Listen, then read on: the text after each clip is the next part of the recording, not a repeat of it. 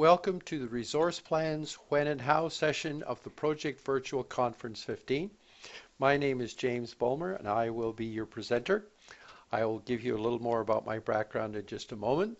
But first of all, we want to thank the sponsors of this event, including my organization, which I'll tell you more about in a moment. So, my name is James Bulmer. I've had 30 years of project management, consulting, and training experience. I've worked with a large number of organizations, including Microsoft. I'm an MCP and an MCTS, and I have been using Microsoft projects since the DOS version. I'm currently the Partners Program and Technical Sales Manager at BMO. So let me tell you a little bit about BMO. BMO is a Microsoft Gold certified partner. We're a premier software as a service provider. We specialize in hosted project portfolio management and hosted unified communication and collaboration. We use Microsoft SharePoint, Project Server, Office 365, Exchange, and Skype for Business. I invite you all to visit us at www.bmopro.com for more information. Now, the objectives of this session are, first of all, the definition of a resource plan, then when to consider using a resource plan, but most importantly, how to build a resource plan. Once you have resource plans, there are other uses, and so we will talk about them as well. Material in this presentation is specific to Project Server 2013. It generally applies to Project Server 2010. Resource plans are covered in my book, Microsoft Project Server 2013 for Enterprise Project Management, which is available on Amazon. So, what is a resource plan? Resource plans allow a project manager owner to associate a set of resources to a project schedule without having to assign resources to the specific tasks in the schedule. Resource plans are most useful early in the development cycle of a project or proposal, when doing detailed task-by-task resource assignments may not be beneficial. Main reason, we may not have a detailed set of tasks. We may have a high-level set of tasks. Resource plans are also very useful in the latter phases of a long-term schedule, again, when the tasks are still at a very high level of detail and doing detailed resource assignments would not be warranted. Now, what I want to do with this slide is simply put in perspective where I think you should be in the development of a schedule when you start to consider the development of a resource plan. And basically, you should have refined or defined the WBS, determined the milestones and the duration. You probably have to review and possibly revise the calendars. You certainly have wanted to set the task dependencies, and you've set any constraints and deadlines. And then you can create a resource plan. And when you're happy with the resource plan, you can publish the resource plan. Because until you publish the resource plan, the work associated with the resource plan is not available to be viewed by other authorized people in the organization. And then you got to do some resource allocation issues if you got some conflicts. You will find that with resource plans, you can't get into the same level of detail as you can when you have task-by-task resource assignments. And you can baseline the schedule, and you have got the schedule developed. So, to build resource plan, you open the schedule in PWA. Resource plans are built in and maintained in PWA, not Project Professional, not Project Pro for Office 365. When you start the creation of a resource plan, you get a plan window. And the plan window is basically divided into two parts. On the left-hand side, you have the team members, which you have to define, And then once you have defined the team members, then you define the work for the team members, and it will be placed in the right-hand side of this window. So let's start by build the work team. The resource plan teams must be built and defined in the plan. Project teams resources defined outside of the plan are not automatically part of the resource plan team. You can have a fully configured set of resources. If you go to the resource plan, none of those resources are part of the resource plan team. In terms of building the actual work team, we can assign work resources, we can assign generic work resources, we can assign team resources, we can assign proposed or committed work resources. The important thing is resource plan teams consist solely of work resources. You cannot include cost resources or material resources.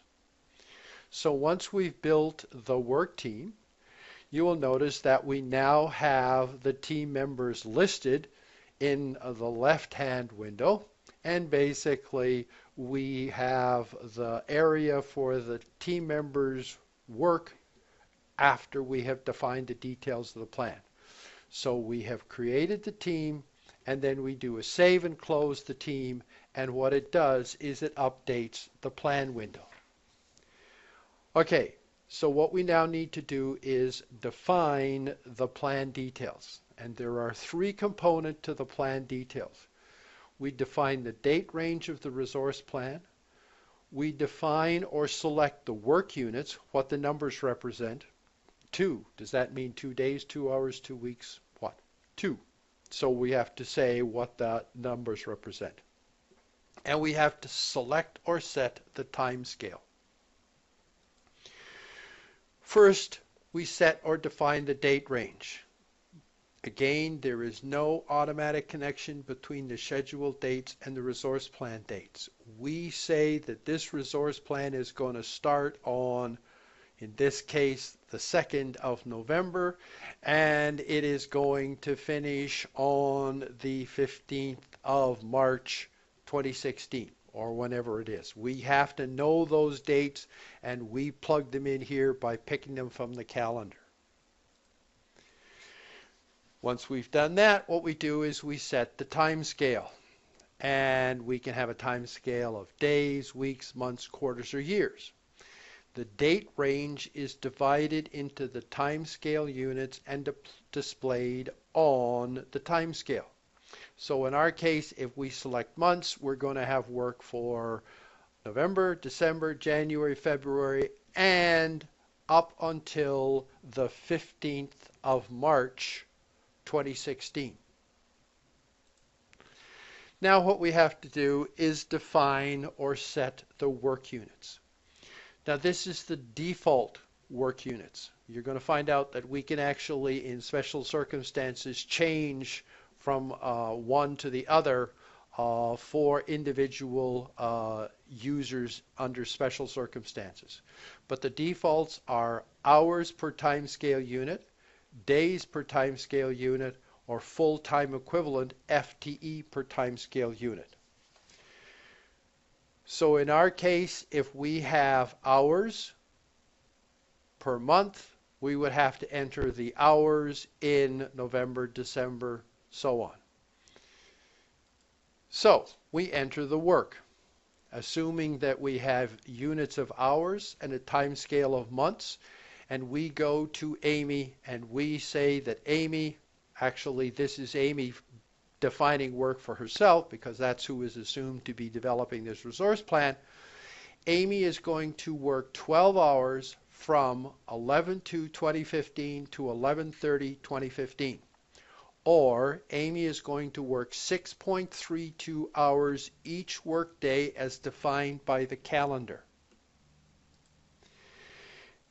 If we put 16 hours in the month starting 12/1/2015, Amy is going to work 16 hours from December the 1st to the end of December 2015, or she is going to work 7.27 hours each workday in December.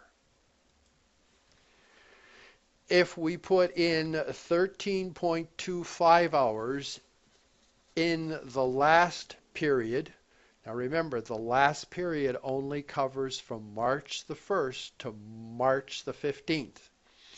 And so therefore, Amy is going to work 13.25 hours in that time. That means she's working 1.205 hours each workday until March the 15th. Trina Jones. So Amy has added Trina Jones to the resource plan team, and she's going to enter the data in days per month. So Trina Jones is going to work 2 days from 12/1/2015 to 12/31/2015. Trina is going to work no days, no time in November. The hours per day of the equivalent for 2 days is defined by the project server administrator. And as I mentioned, Trina is going to work no days in November, and she's going to work no days in March. So she's just going to work 10 days from the 1st of December to the end of February. In the PMO team, we're going to define this particular case, we're going to use full-time equivalents. So the PMO team is going to work 1.5 FTE from 1/1/2016 to 1/31/2016, or 372 hours based on an 8-hour day. Now the FTE is defined or set by the administrator. So the administrator defines the full-time equivalent to be used in resource plans. In the case of 3/1/2016 to the 3/15/2016, the PMO team is going to work 0.2 FTE or 24 hours based on an 8-hour day. Now here is the way in which the FTEs are defined by the project server administrator. It's part of the server settings, additional server settings, and basically the project server administrator can decide to have it as use the resource-based calendars, or they can say hours per day. It's important for project managers, owners to understand is that they cannot set this information for their schedules. It is set by the project server administrator to apply to all resource plans, so all resource plans are consistent. If the project server administrator selects the hours per day, this allows an organization to reduce the work hours for project-related work as applied to resource plans. Let's assume that we had an 8-hour day, but we say that for project-related work in terms of resource plan, if we define a day, we only want it to be 80% of an 8-hour day, so we would put in 6.4 hours per day. So this allows the organization to adjust the time for FTEs based on a defined hours per day. Lastly, we can have resources that are proposed or committed in our resource plan. So in this case, the key executive committee is proposed for 4 hours in both December and January. And when we're doing an analysis of work assigned, we get to include proposed or exclude proposed. In this case, if we leave it as proposed, the key executive committee would not be included unless we specifically say we wanted proposed work to be included. we use the plan group save option to compute the start and finish date and total work in the left side window. Anytime we enter one entry or a whole bunch of entries, what we do is if we simply go save under the plan save, what happens is Project Server will compute the total hours of work and say when it's going to start and when it's going to end. You will notice in the case of the Key Executive Committee, it says that the start is going to be on 12/1/2015. We can also, as you will note here, enter a different time unit if it's not the default. So for the trainers in January, what we want to do is have them work 0.75 days, even though the work units are hours and the time scale is months. So basically we simply put in 0.75D for days.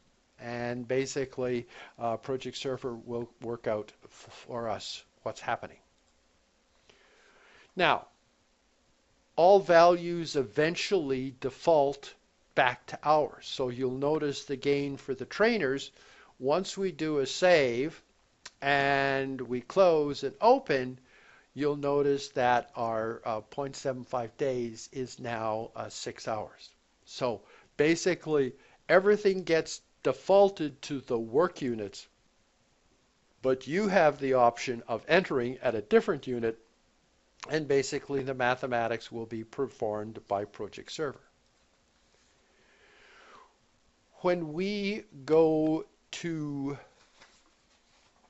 authorize,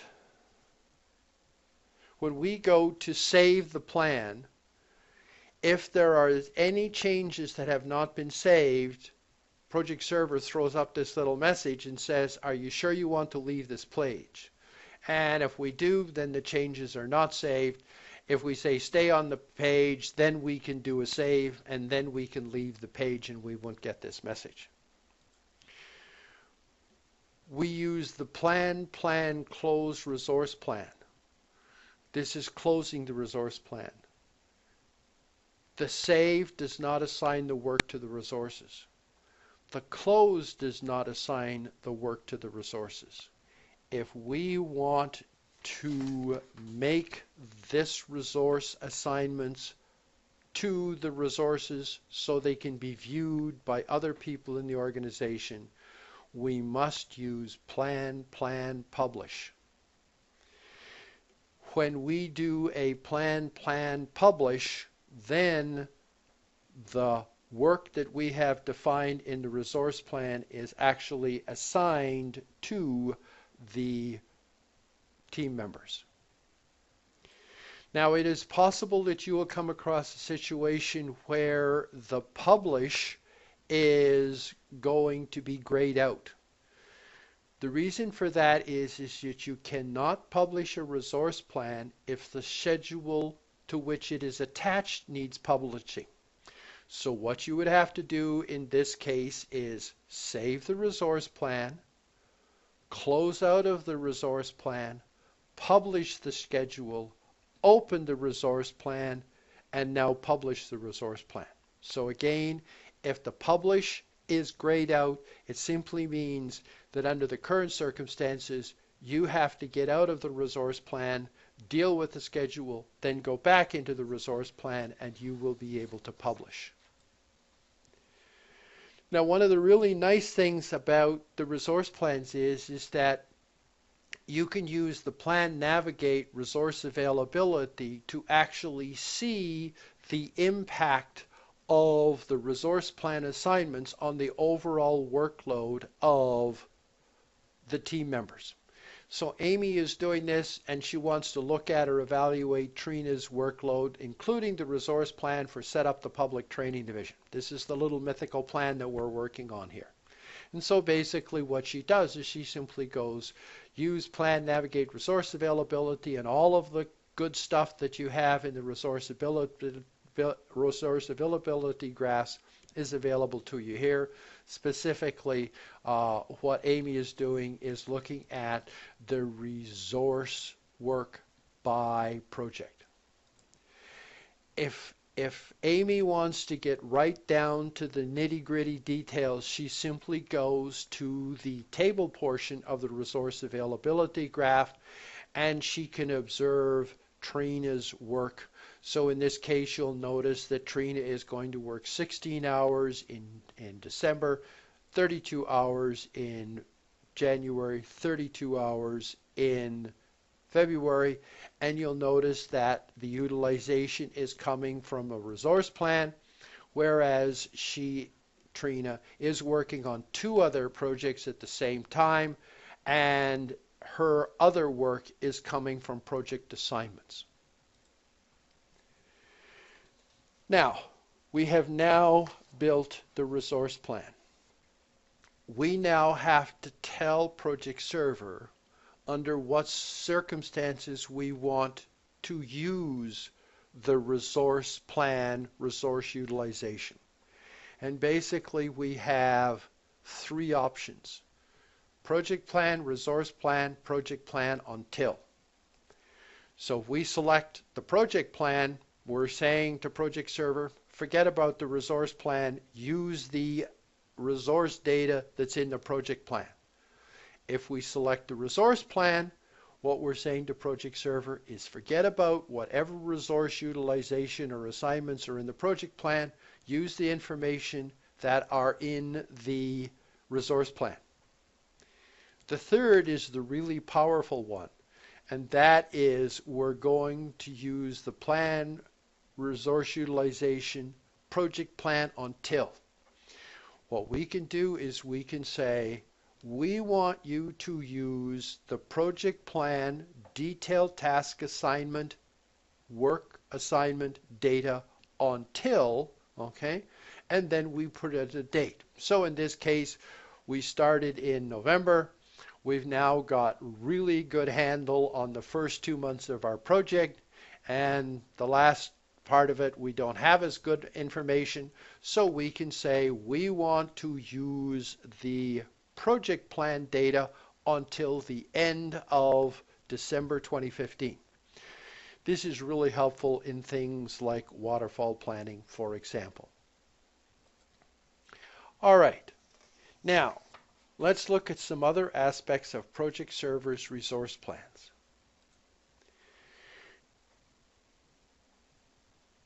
We've got a resource plan. We're going to start to build a project team so we can assign team members to tasks. We can start our project team from the resource plan. What we do is we say we want you to copy from the resource plan the team members that are part of the resource team. We're only going to copy the team members. We're not going to copy their work. We're just going to make a copy of the members that are in the resource plan. They're going to be the starting point for our project team. Now we can then go and we can change the project team. We can add members, we can take off members, or as I'm showing here, we can replace members. So we had Trina Jones as part of our resource plan team. We're going to replace Trina with Stan, and so we select Trina, we select Stan, and we say replace, and all of a sudden Stan will be part of our project team and not Trina. Now the second thing is that resource plans data can be used in Project Server's strategy. It would take much longer than I have available now to go through the whole process of how you set up and use the strategy component of Project Server. But let me say that one of the components of Project Server's strategy, specifically in the portfolio analysis subphase of the strategy, is we can use schedules with their resource plans to do resource analysis. We want to know if we have enough resources to do a set of plans. And you will notice in this case, we don't. We have 3 plans that have been selected. We've set a budget of $1.52 million, and basically here is not selected is our little setup of the training division.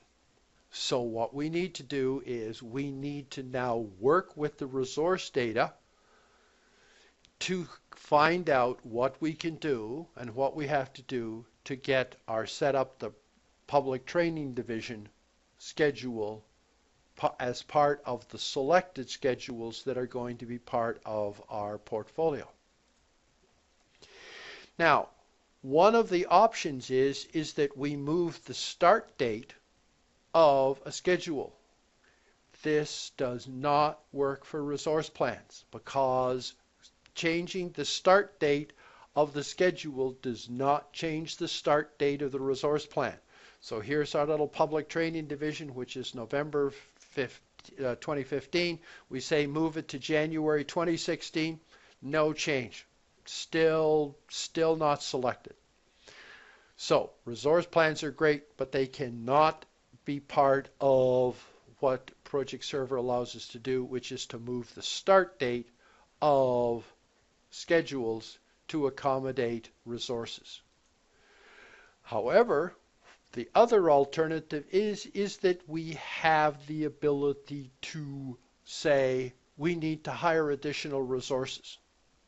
Now, I won't go through all the iterations, but suffice it to say that if we say we want to hire 3 resources, you will notice that to set up the public training division is going to be selected and to be part of the authorized portfolio.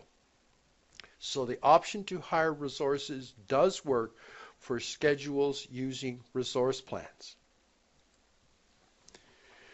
Now, it is possible to identify which schedules actually have resource plans. An administrator must add the field resource plan to a Project Center view. And if they do, then you will notice that Project Center will tell, or the Project Center project view will tell you which schedules have resource plans. Also, here's our little setup, the public training division, and it says, yes, we have a plan. Now, the other thing that's important is that the resource plan work is not included in the Project Center work. You'll notice that our little setup, the public training division, shows work 0 hours because the work that is shown in the Project Center is task assignment work. It is not task assignment work plus resource plan work. So in our case, we're using a resource plan, and therefore it shows 0 hours. Now, in terms of resources, it knows that Trina and those other people and Amy are going to be working, and it shows their availability, including their resource plan work. But in our case, in the summary, it does not show how many hours are going to be included in our set up the public training division work. All right, bottom line. Resource plans are most useful early in the planning cycle after the schedule's tasks are defined at least at a high level. Resource plan data can be used to perform resource-based portfolio analysis. Resource plan data can be replaced by detailed task assignment data as the project moves forward in time. Work defined in a resource plan reduces work resources availability. Major caution: there is no link between the start and finish dates of the schedule and the start and finish dates of the resource plan. Keeping them in line is your responsibility. Thank you very much. Should you wish to contact me, simply send an email to sales@bmopro.com. And again, I ask you all to visit the BMO site at www.bmopro.com for more information on BMO.